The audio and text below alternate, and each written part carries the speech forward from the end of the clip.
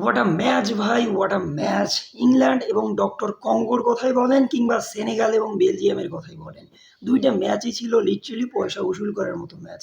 এবং এই ২ টা ম্যাচ দেখে এক পর্যায়ে এটাই মনে হচ্ছিল যে বড়, বড় টিমগুলো এবারে বিশ্বকাপ থেকে হয়তো বের হয়ে যাবে।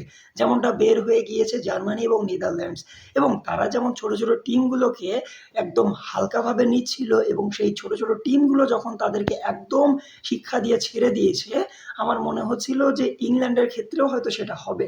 আমরা দেখেছি যে ছোট টিমকে হালকাভাবে নেওয়ার জন্য পর্তুগাল সাফার করেছে, স্পেন সাফার করেছে, জার্মানি বিশ্বকাপ থেকে বের হয়ে গিয়েছে এবং আমি ভাবতেছিলাম যে ডিআর কঙ্গোও হয়তো ইংল্যান্ডের সাথে তেমন কিছুই করে ফেলবে।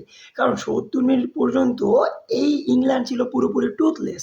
তারা লিটারেলি অ্যাটাক করতেছিল, কিন্তু ডক্টর কঙ্গোর যে গোলকিপারটা ছিল লিওনেল মেসি না বা লিওনেল পেসি না, লিওনেল এমপেসি, সে যে সেভগুলো করতেছিল এবং তাদের প্রত্যেকটা ডিফেন্ডার, প্রত্যেকটা মিডফিল্ডার লিটারেলি তাদের জীবন দিয়ে দিচ্ছিল গোল আটকানোর জন্য। এবং তাদের স্ট্রাইকার তো লিটারেলি বলের সামনে মাথা দিয়ে দিয়েছিল যাতে ইংল্যান্ড শট নিতে না পারে। মানে বোঝাই যাচ্ছিল তারা কতটা ডেসপারেট এই একটা উইনের জন্য। কারণ এই উইনটা যদি তারা নিয়ে নিতে পারে তাহলে তারা রাউন্ড অফ 16 এ যাইতে পারবে।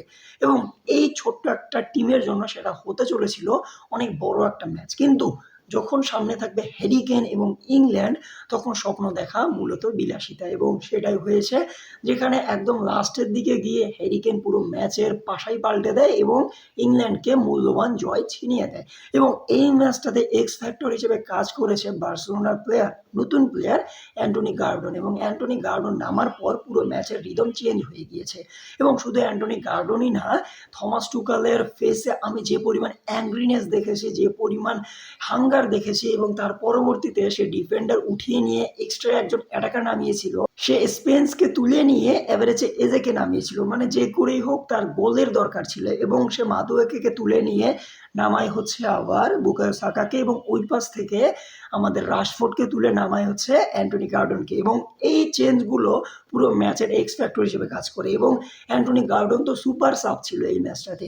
তার একটা ক্রস থেকে ইজি হেডার মারে আমাদের হ্যারি কেন, কিন্তু দ্বিতীয় গোল যেটা করে হ্যারি কেন, সেটা লিটারেলি পুস্কাস জয়ের মতো একটা গোল। সে গোলকিপারের সামনে থেকে এসে সে ডিফেন্ডারকে কাটিয়ে একদম ব্যাঙ্গার একটা মারে এবং গোলকিপার লিটারেলি টুথলেস হয়ে যায় তার সামনে। মানে কোনোভাবেই সে সেটা আটকাতে পারবে না এবং কোনো গোলকিপারই সেটা আটকাতে পারবে না। এবং এইভাবে ইংল্যান্ড ম্যাচটাকে ছিনিয়ে নেয়। এবং অন্যদিকে আসতেছে তো আবার সেনেগাল এবং বেলজিয়াম, যেখানে যেখানে লিটারেলি 86 মিনিট পর্যন্ত 2-0 লিডে ছিল সেনেগাল, সেখানে সেই ম্যাচটা 3-2 ম্যাচ বের করে আনে বেলজিয়াম। মানে বোঝাই যাচ্ছে এই ম্যাচটা আসলে কতটা ক্রেজি ছিল।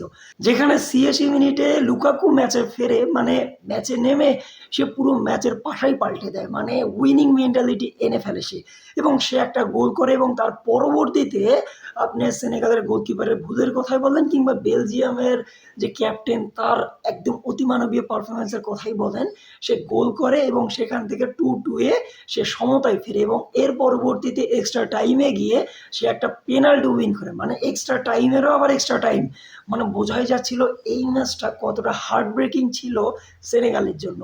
এবং তাদের গোলকিপারের মিস্টেকের কারণেই আমি বলবো যে এই ম্যাচটা সেনেগাল হেরেছে। এবং লুকাকুর কথাই বলেন কিংবা টিলেম্যান্সের কথাই বলেন, দুইজনের মাস্টার ক্লাসের কারণে এই ম্যাচটা আসলে জিতে ফেলে আমাদের বেলজিয়াম। তো বলাই যাচ্ছে যে এই বেলজিয়াম এবং এই ইংল্যান্ডের অবস্থা পুরোপুরি একদম ১২টা বেজে গিয়েছিল এই দুইটা টিমের সাথে। এবং এই বিশ্বকাপে আসলে আমরা দেখেছি যে আফ্রিকান টিমগুলো খুব ভালো করতেছে, তার কারণ ওয়েদার এবং তাদের ফিজিক্যালিটি।